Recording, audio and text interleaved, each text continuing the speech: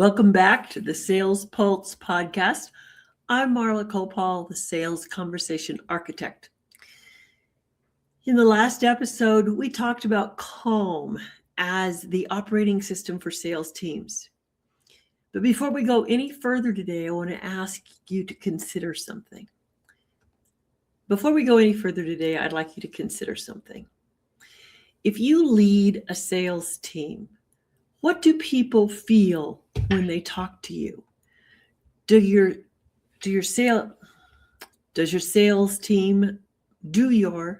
team members feel steadier when they leave you? Or do they feel this intense need to perform? What results wobble?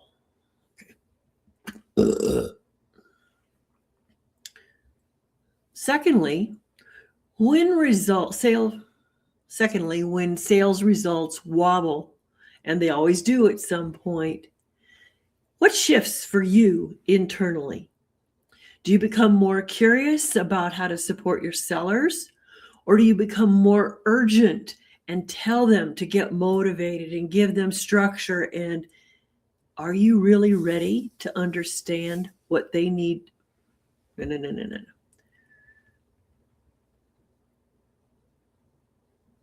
Do you become more curious about how to support your sellers? Or do you become more urgent and just tell them to get motivated or learn more features and benefits? It's not always about what they say. And when you think about your team right now, are they having real conversations with buyers, or are they rushing toward outcomes to get to the next buyer? And does that make it harder to reach any buyer to say yes? So these aren't trick questions. These are leadership questions. And in the last episode, we talked about CALM as the operating system for these sales teams that you're leading. We clarified that CALM is not a mood that comes and goes, and it's not a personality trait that some people are born with and others are not. CALM is a discipline. It's a learned ability to remain internally regulated while the outcome of a conversation is still undecided, undetermined, uncertain. Today, I want to extend that conversation because once CALM becomes the sales team's operating system, we also have to look honestly at what happens when it's missing. It's a subtle form of missing with a large consequence that comes. It's a subtle form of missing, but it has a large consequence that comes with it. Most leaders never get feedback about how they can improve their calm presence in the time of stress. And as you listen today, I want you to ask yourself, stay with these few questions. When your sellers come to you after an unsuccessful call or a successful call, what do they expect from you in that moment? Do they expect direction, reassurance, or are they looking for new ideas and more space to think about how to approach the next sales conversation? When you walk into a sales meeting, does the room settle down, looking forward to being in your presence, or does it tighten up and pucker? And when you feel pressure yourself, how does that pressure show up? Does it show up in the way you listen, in the way you respond, in the way you step in too soon? If any of these questions gave you pause, this episode is for you.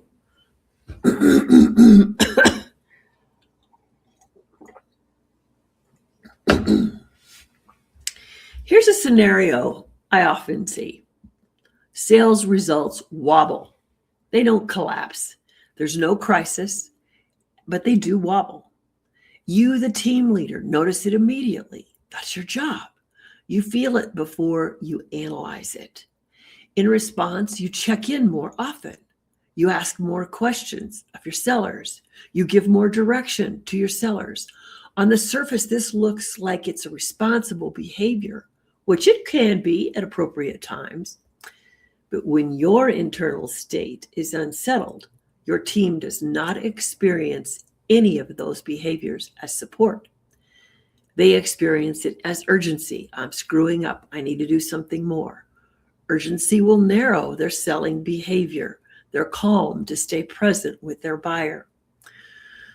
When urgency enters the sales system, sellers will stop experimenting with conversations, the buyer looking for new avenues of connection.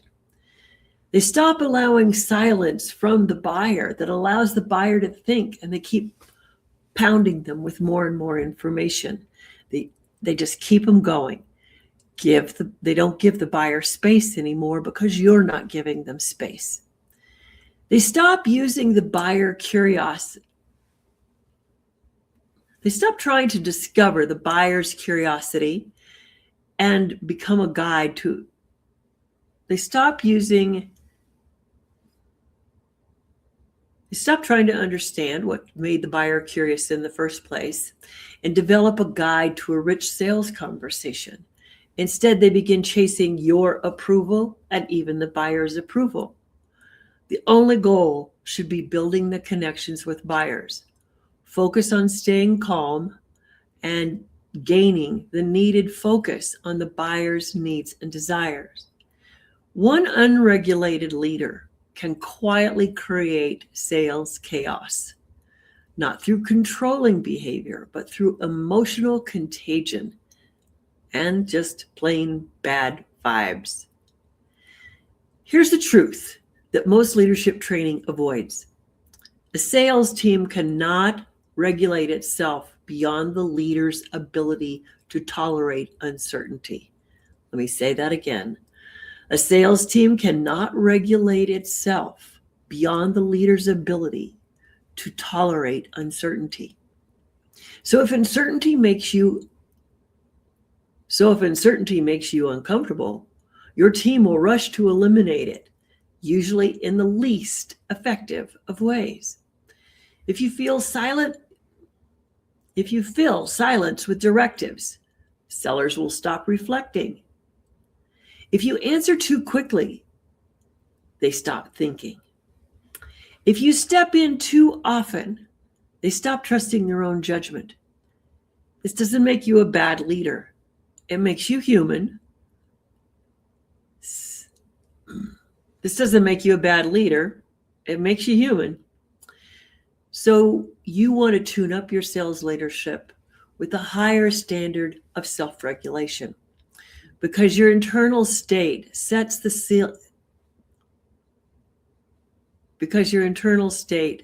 ceiling for everyone else. Calm leadership is not passive leadership. It's the ability to hold pressure without transmitting panic.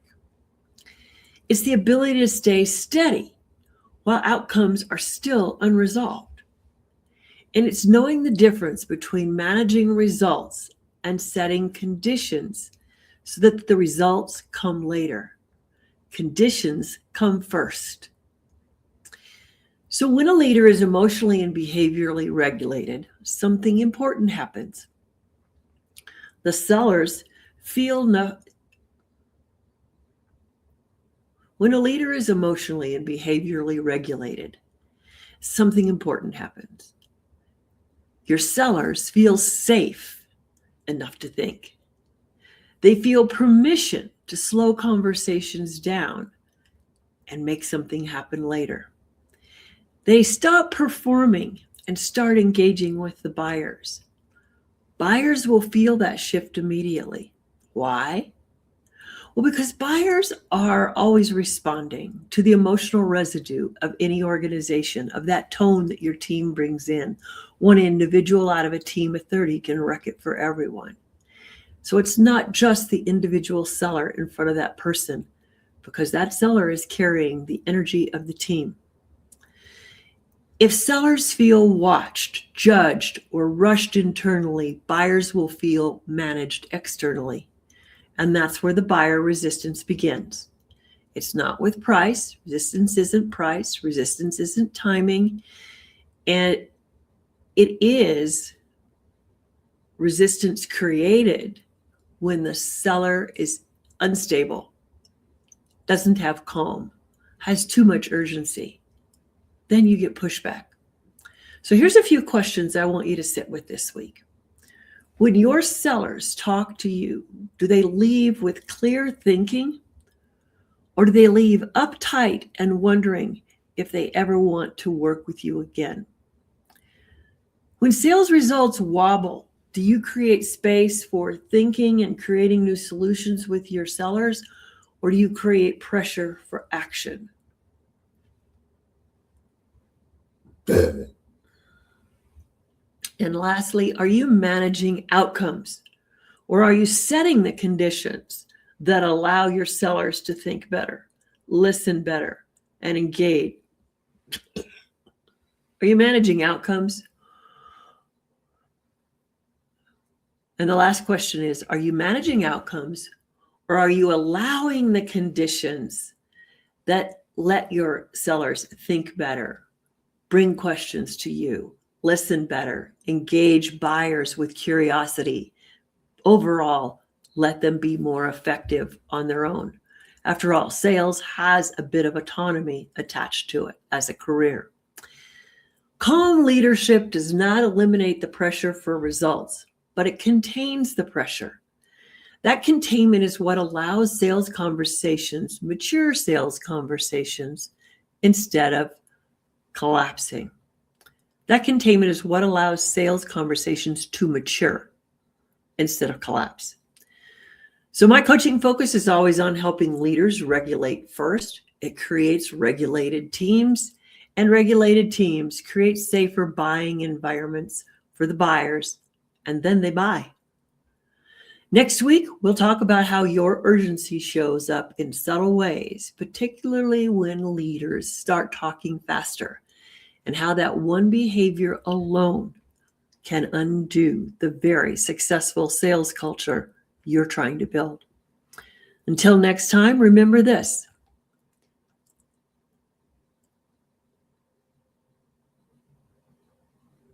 Until the next time, remember this. Lead with your calm nervous system before you lead the strategy. And set conditions of calm and respect before you expect a result. I'm Marla Koupal, the Sales Conversation Architect, and this is the Sales Pulse podcast.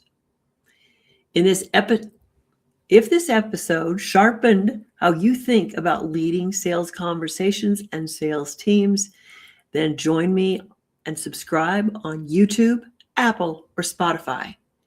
And if you're thinking this is exactly what's breaking down my team, then you'll find the link in the show notes to connect and start a conversation with me. No pitch. Let's just figure out what it is that you need to bring calm to your sales team. Until next time, regulate first, results will follow. Until next time, regulate first, results will follow.